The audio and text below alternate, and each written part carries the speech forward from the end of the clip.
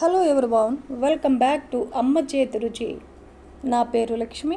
ఈరోజు నేను గుమగుమలాడే కమ్మనైన మామిడికాయ రసం రెసిపీని చూపించబోతున్నాను. రోజు ఒకేలాగా రసం అంటే బోర్ కదండి. చింతపండు లేకుండా సీజనల్గా దొరికే మామిడికాయతో రసం చేసుకున్నామంటే వైట్ రైస్లకు కానీ ఫ్రై రెసిపీస్కి కూడా కాంబినేషన్గా చాలా బాగుంటుంది. ఈ రసం చేయడానికి పెద్దగా టైం కూడా పట్టదండి. చాలా తక్కువ టైంలోనే రసం ప్రిపేర్ చేసుకోవచ్చు. మరైతే లేట్ చేయకుండా ఈ హెల్దీ రసం రెసిపీని ఎలా ప్రిపేర్ చేసుకోవాలో చూసేద్దాం పదండి. ఈ రెసిపీ కోసం పుల్లగా ఉన్న ఒక మీడియం సైజు మామిడికాయని తీసుకొని నీట్గా కడిగేసుకోవాలి.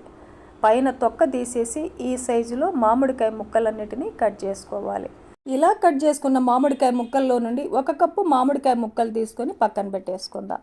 ఇప్పుడు ఒక చిన్న మిక్సీ జార్ పెట్టేసుకొని 1 టేబుల్ స్పూన్ జీలకర్ర, 1 టేబుల్ స్పూన్ ధనియాలను వేసేసుకుందాం.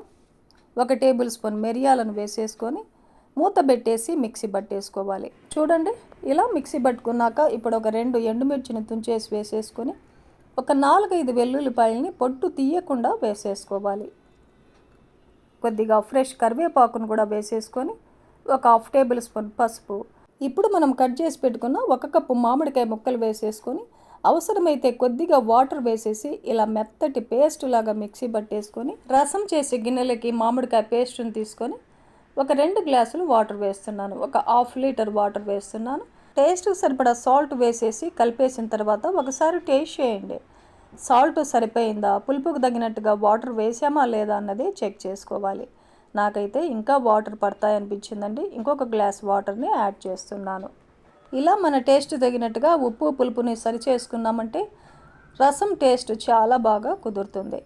ఇప్పుడు కొద్దిగా ఫ్రెష్ కరివేపాకుని ఒక 2-3 టేబుల్ స్పూన్లమైన కొత్తిమీరని వేసేసుకొని కలిపేసుకొని స్టవ్ ఆన్ చేసి రసాన్ని ఉడికించుకోవాలి. చూడండి, రసం ఇలా పొంగు వచ్చిన తర్వాత కలుపుకుంటూ మరో 2-3 నిమిషాల పాటు లో ఫ్లేమ్లో ఉడికించుకోవాలి. ఎక్కువసేపు ఏమీ ఉడికించాల్సిన అవసరం లేదండి. ఇలా 2-3 నిమిషాల పాటు లో ఫ్లేమ్లో ఉడికించేసి స్టవ్ ఆపేసి సర్వింగ్ బౌల్లో ఈ రసాన్ని తీసేసుకుందాం. ఇప్పుడు ఈ రసానికి పోపును పెట్టేసుకోవాలి. స్టవ్ ఆన్ చేసి ఒక చిన్న ప్యాన్ పెట్టేసుకొని 2 టేబుల్ స్పూన్లు ఆయిల్ వేస్తున్నాను. ఆయిల్ హీట్ ఎక్కిన తర్వాత ఒక 1/2 టేబుల్ స్పూన్ మెంతులు, 1/2 టేబుల్ స్పూన్ ఆవాలు, 1/2 టేబుల్ స్పూన్ జీలకర్ర, 1 టేబుల్ స్పూన్ శనగబేడలు, 1 టేబుల్ స్పూన్ మినపగుళ్ళు వేసేసుకొని ఫ్రై చేసుకోవాలి. 4-5 వెల్లుల్లిపాయలను పొట్టు తీసేసి కొంచెం అలా కచ్చా పచ్చాగా దంచేసి వేసేసుకొని ఫ్రై చేసుకోవాలి. ఒక 2-3 పచ్చిమిర్చిని ఇలా చీలికలుగా కట్ చేసి వేసేసుకుంటే సరిపోతుంది. ఆల్రెడీ మిరియాలు కూడా వేసాం కదండి. పచ్చిమిర్చి ఇంకా ఎక్కువ వేసామంటే రసం కారం అయిపోతుందన్నమాట. కొద్దిగా ఫ్రెష్ కరివేపాకును వేసేసుకొని ఒక ఉల్లిపాయని ఇలా చిన్న చిన్న పీసెస్గా కట్ చేసి వేసేసుకోవాలి. ఒక 1/2 టేబుల్ స్పూన్ ఇంగువను కూడా వేసేసుకొని ఫ్రై చేసుకుందాం. ఉల్లిపాయలు బ్రౌన్ కలర్ వచ్చేంత వరకు వేయించాల్సిన అవసరం లేదండి.